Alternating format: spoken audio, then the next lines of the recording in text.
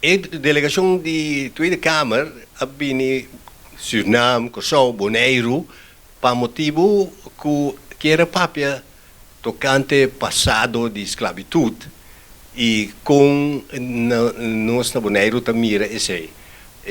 Essa é a coisa que o ministro de Holanda e tempo já Ollengren a forma a base de tur e distúrbio não estava da ting tocante Floyd tocante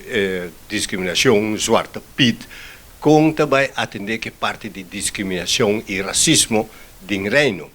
e a base disso a forma grupo de diálogo riba cada isla tem grupo de diálogo para sondear do pueblo que está a continuidade de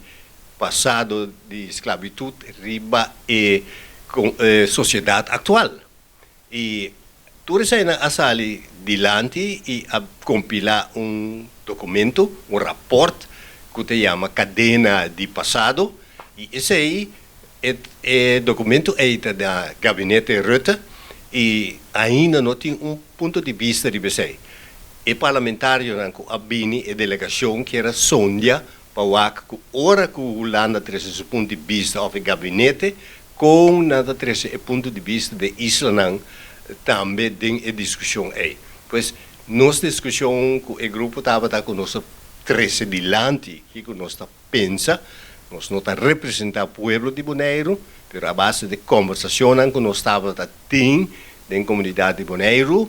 havia resultado que nós temos algum desejo. Nosso desejo está para a Holanda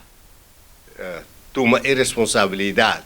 para nós sentar na mesa com a Holanda e conjuntamente chegar a pensamento, uma ideia, uma decisão e a decisão que nós tomamos nós também pedir a Holanda, nós também oferecer a Holanda perdão para o que a tomar lugar para sobre nós compreender que no momento aqui o gabinete Rutte não está disposto para pedir dispensa e tampouco é ponto de pago de tudo o que a tomar lugar não está mais a partidário per se.